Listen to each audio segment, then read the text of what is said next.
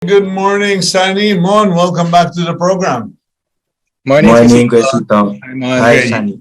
You both know our topic for discussion today. So I'll start with you, Sonny, and then Mon, just jump in anytime. It's a free-for-all. What are your thoughts about this report that 9 Filipinos have more money than 50% of the Philippine population below poverty line? And the suggestion to tax the rich, etc., etc. Sonny. Well, that's the first we've heard of that specific number, but in terms of the principle, we completely agree. There's too much concentration of untaxed wealth in the country. Our own computations are that the top 3,000, the only 3,000 billionaires have a net worth of about 8.2 trillion. So the proposal to tax wealth, we think, is super urgent, super necessary. There are huge potential benefits. And of course, it's difficult to design, but if it's designed properly with, proper political will and controls, it can be effective. So we're fully in support of that notion of a wealth tax. And we actually are working with some legislators to design a wealth tax and pass it. Mon, you're the tax guy in the panel. What are your thoughts regarding the situation? Because it's not new. Globally, this issue has always been raised time and again, and I don't know, I never really saw anything come out, saw anything good come out of all those talks. Well, administratively, at least I can comment on what Sonny said and Joey said, and the administrative implication of that.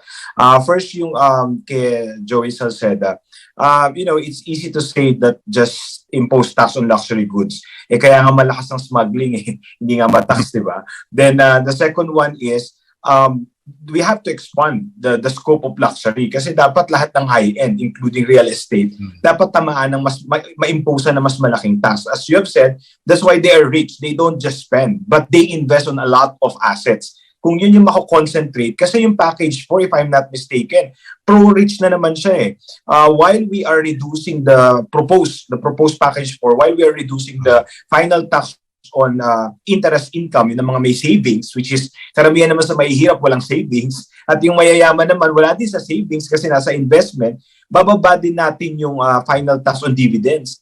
Sino ba yung may dividends? Mayayaman na naman. So again, we have to focus on really taxing who are really generating more. Yun naman talaga yung progressive tax, yun naman talaga yung ideal, but it's not exactly what's happening. Now, yung reaction ko naman kay Sonny, I think in principle, we want to tax the rich.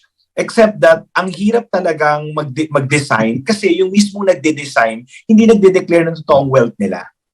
So if I am to tax, I will tax everyone in Congress first. The problem is, they cannot even lift the bank secrecy. So Sonny, sa akin, kung sino man yung katrabaho mo, bakit hindi muna nila i-lift yung bank secrecy bago ako maniwala that you are designing something pro-poor and pro-Filipino? Because at the end of the day, lifting the bank secrecy will unlock a lot of untaxed assets in the Philippines. Yung sinasabi ni Joey na itatakbo ni Joey Marquez sa Congressman Joey Salceda, dadalhin sa ibang bansa, offshore accounts, hindi pa ba dinala, Congressman Joey? Kailan po ba tayo nag-comment? Ano pong taon? Galing lang ako sa Bahamas, ang dami daw Pilipino nagtago ng pera doon. Hindi ko na sasabihin ko sino. Ang point ko lang is, this is already an open secret. We need to come up not just with a law, but with a mechanism by which makakapture talaga natin yung data, which I think yung administrative issue ko, Kuya Sito, dati akong examiner. Ang pinakamalakas maglagay at efficient sa pagtago ng kita nila, yung mga may pera. Kasi sila yung mas mabilis magsuhol sa mga examiner. So, how do we protect now the agency itself when yung hindi pa nga mayayaman o malalakas talaga yung kanilang ino-audit, nasusuhulan na sila? Kung halimbawa si Mon Abrea na may 1 trillion, ang i-assess nila ng, kasi diba, tatlo sa may mga wealth tax is Norway, Spain, Switzerland. Kung i-assess mo ko ng 1%, bigyan na lang kita ng 100 million. Wag mo na akong i-assess doon sa 1 trillion ko. Di wala na, tapos na naman ang usapan. Pag dinala mo sa korte naman din aaregluhin. Yung isa nga, hindi ko alam, but nanalo pa sa election, di nga nagbabayad ng tax. So again, administratively, medyo yung loopholes, I don't think they're also addressing it.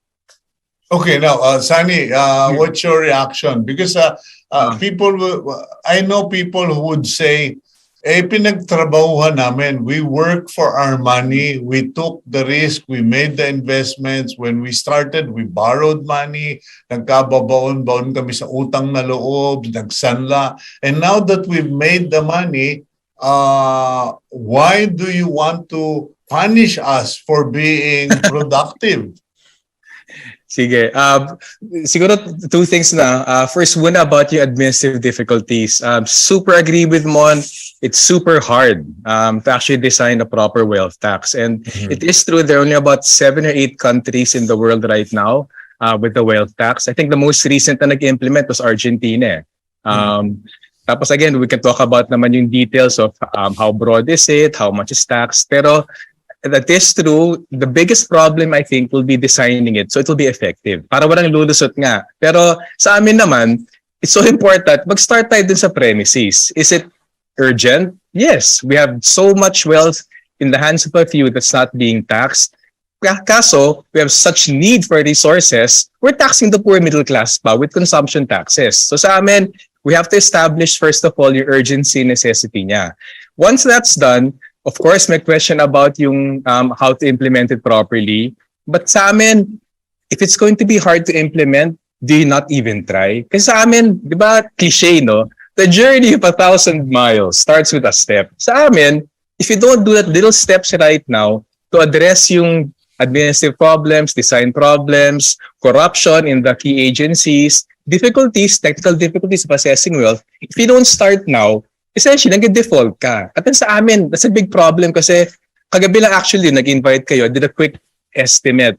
20 years ago, yung wealth ng Philippines, yung ng mga Filipinos, was about 1.5 times national product, gross domestic product.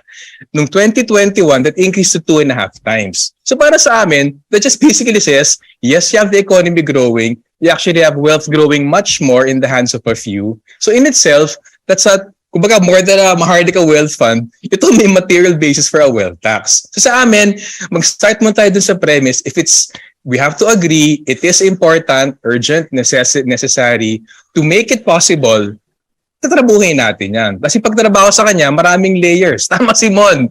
We have such really awful problems sa BIR.